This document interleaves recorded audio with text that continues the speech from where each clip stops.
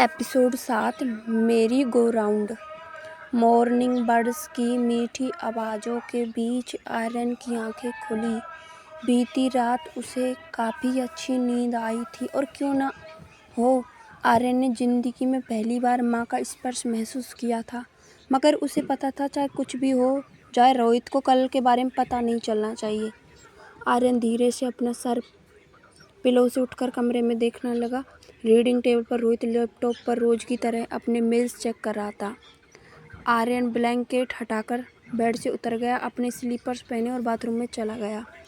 रोहित की आंखें भले ही लैपटॉप स्क्रीन पर थी, पर उसका पूरा ध्यान आर्यन पर ही था। वो मन ही मन भगवान से प्रार्थना कर रहा था, बस आर्यन पहले की तरह नॉर्मल हो जाए। डॉक्टर अग्रवाल का कहा सच हो, वो बस आर्यन का एक फेज हो जो निकल जाए। आर्यन ब्रश करके बाथरूम से बाहर आया।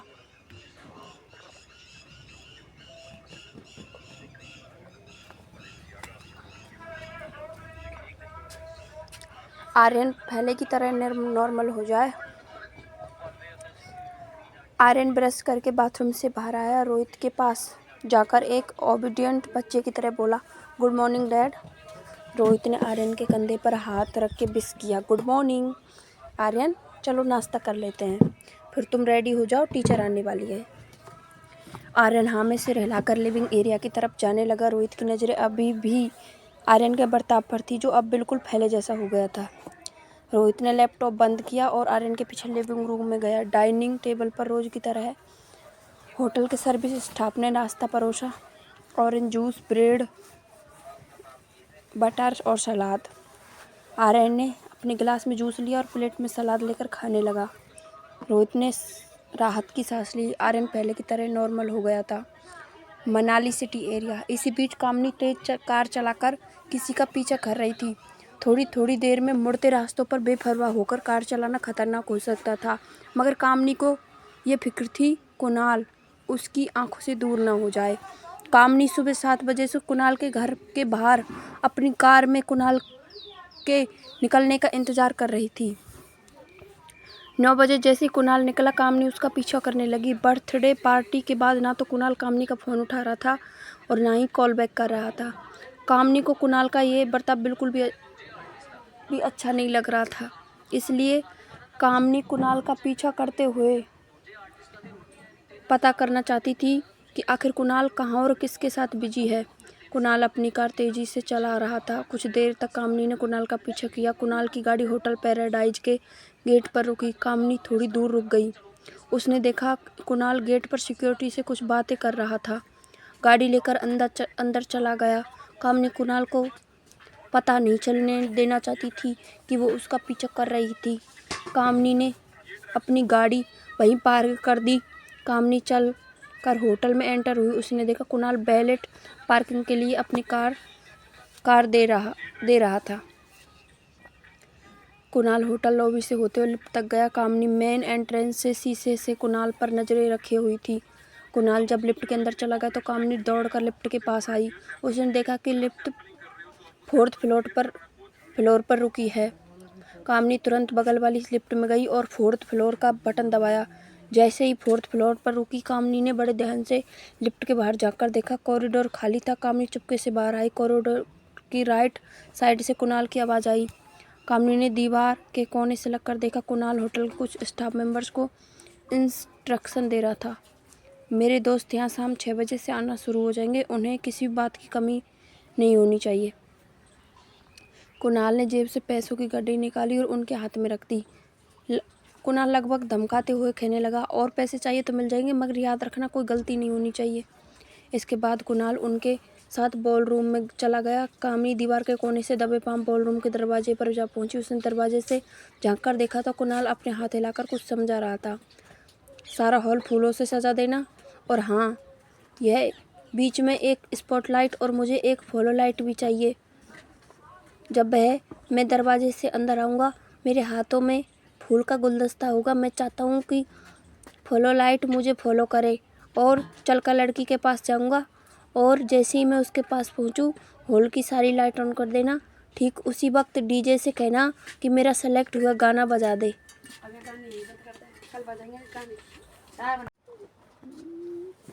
दरवाजे के बाहर खड़ी कामनी कुछ समझ ही नहीं पा रही थी कि कुणाल आखिर करना क्या चाहता था। तभी वहाँ होटल का एक सफाई स्टाफ वहाँ आया। उसे ने कामनी को इस तरह खड़े देख हैरानी से पूछा, एक्सक्यूज मी मैडम, आपको कुछ चाहिए? कामनी घबरा गई। कहीं कुणाल उसके बारे में पता ना चल जाए। वो वहाँ से भाग निकली। सफाई वाला उसे आवाज़ देने लगा, अरे मैडम क्या हुआ मैडम? आवाज़ सुनकर कुणाल और बॉलरूम में मौजूद बाकी लोग बाहर दरवाजे की तरफ आ गए।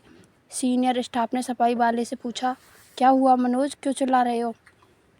मनोज हंसकर बोला, पता नहीं सर, एक लड़की यहाँ दरवाजे से लगकर खड़ी थी, उसके हाथ में उसके जूते थे। मैंने उससे पूछा कुछ चाहिए आपको, तो भाग खड़ी हुई। मुझे लगता है वह गलत फ्लोर पर आ गई थी। तभी कुणाल ने मनोज के चेहरे की ओर इशारा करते हुए कहा, तुम्हारी शक्ल देखकर डर गई होगी। बाकी स्टाफ वाले सफाई वाले मनोज पर हंसने लगे। कुणाल ने मनोज के हाथ में 2000 रुपये दिए और कुछ और दिखाकर कुणाल ने कहा, मेरा एक काम करोगे? अगर काम हो गया तो और 2000 दूंगा। मनोज ने खुश होकर कुणाल से कहा, जरूर करूँगा साहब, आप काम तो बोलिए। कुणाल ने अपनी जेब से फ़ोन निकाला। फ़ोन की गैलरी में जाकर उसने रागिनी की तस्वीर मनोज को दिखाई। जब अनिका उसके कॉफ़ी शॉप मिलने आई थी तब चुपके से कुणाल ने उसकी तस्वीर निकाल ली थी। कुणाल ने मनोज को तस्वीर दिखाकर कहा, इस लड़की को गौर से देखो, इसका नाम रागिनी है और यह तुम्हारे होटल में ही रुकी हुई है। बस तुम्हें ये पता लगाना कि होटल के किस रूम में रुकी है। फिर कुणाल ने जेब से एक लेटर निकाला और मनोज को समझाया, जैसे ही वह मिल जाए बस उसे ये लेटर दे देना। मनोज ने तस्वीर देखी और मुस्कुराकर बड़े कॉन्फिडेंस से बोला, फिक्र मत कीजिए, आपका काम हो जाएगा, लेटर इस लड़की तक पहुंच जाएगा। कुणाल मनोज की पीठ थपथपाकर वहाँ से निकल गया। कामनी गहरी सोच में अपनी गाड़ी की तरफ बढ़ ही रही थी। उसे ये पता नहीं था कि उसके पाँव की सैंडल अब तक भी उसके हाथ में थी। कामनी ने दरवाज़ा खोलकर सैंडल को बगल की सीट पर डाला। वह जैसी गाड़ी में बैठी उसने देखा कुणाल अपनी गाड़ी में तेज़ी से होटल पैराडाइज के गेट से निकल रहा था। कामनी तुरंत स्टीयरिंग व्हील के नीचे छुप गई। उसने गाड़ी को आगे निकालते हुए देखा। कामनी समझ ही नहीं पा रही थी कि आखिर कुणाल ये सब क्यों कर रहा था और किसके लिए। कुणाल ने गाड़ी में तेज़ म्यूजिक चलाया हुआ था। वो अपनी जेब से फ़ोन निकालकर एक हाथ में ड्राइव करते हुए एक हाथ से मैसेज टाइप करने लगा। ठीक शाम 6 बजे होटल पैराडाइज के बाल रूम में पहुंच जाना। कुणाल यह मैसेज अपने नज़दीकी दोस्तों को करने वाला था। वह चाहता था कि वह अपनी नई खूबसूरत दोस्त को अपने सारे फ्रेंड से इंट्रोड्यूस कराए। गाड़ी चलाते हुए मैसेज भेजने वाले कुणाल को ये नहीं पता था कि कब उसने गलती से मैसेज कामनी को भी भेज दिया।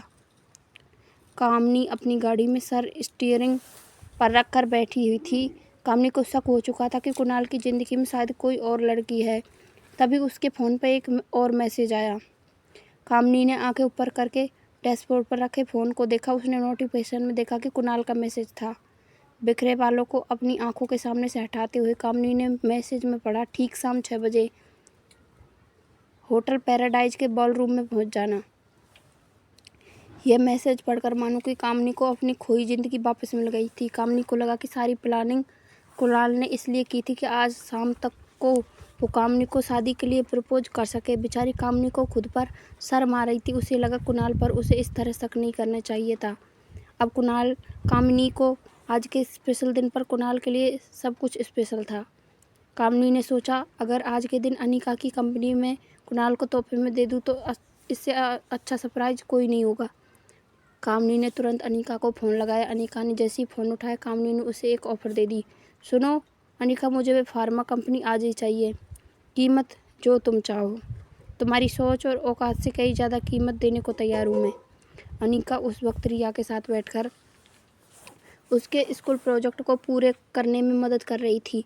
अनिका रिया से थोड़ा दूर होकर बोली, मैं जितना कमा लेती हूँ उतने में मैं और मेरी बच्ची खुश है। इससे ज़्यादा ना मेरी कोई ख्वाहिश और ना ही ज़रूरत। अनिका ये जवाब सुनकर कामनी ने अपने दोनों हाथों से स्टीयरिंग को कस के पकड़ा। फिर अपना एक हाथ जोर से विंडो के कांच पर दे मारा। फ़ोन पर चिल्लाती हुई कामनी ने कहा, मैं जानती हूँ तुम ये क्यों कर रही हो। तुम्हें लगता है ना कंपनी ना मिलने पर कुणाल मुझसे शादी नहीं करेगा। तो ठीक है, आज शाम 6 बजे होटल पैराडाइज के बॉल रूम में आ जाना। अपनी आंखों से देख लेना कुणाल कितना प्यार करता है मुझे। अगर हिम्मत हो तो आ जाना।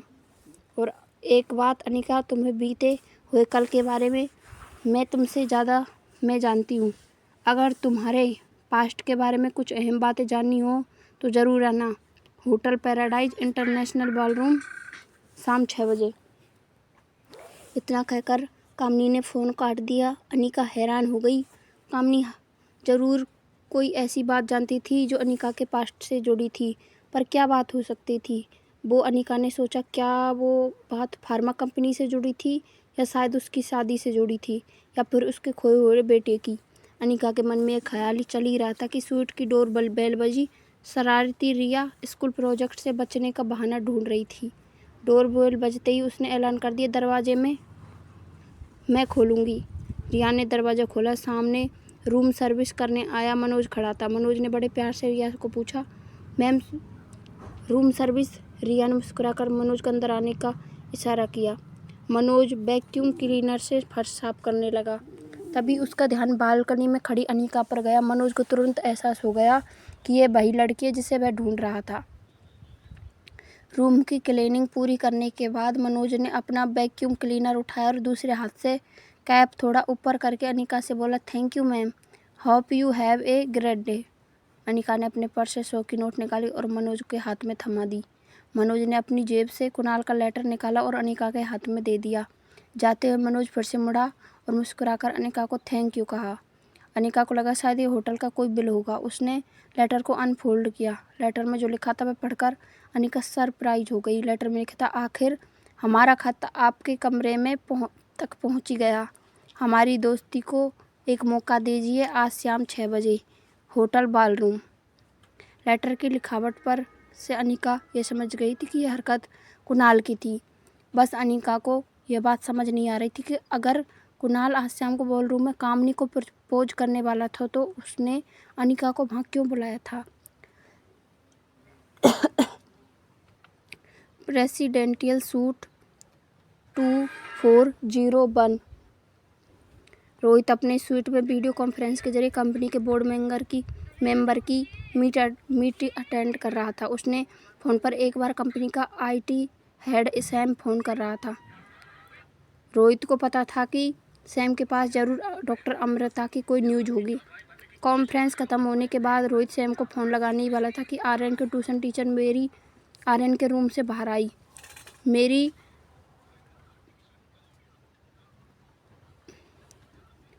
मेरी 34 वर्ष की सांवली, ऊंची और काफ़ी प्रभावशाली पर्सनैलिटी वाली औरत थी। मेरी की शक्ल पर गुस्सा साफ नज़र आ रहा था। मेरी की चाल थोड़ी अजीब थी। वह चलती तो ऐसे लगता जैसे कोई मॉडल कैटवॉक कर रहा हो।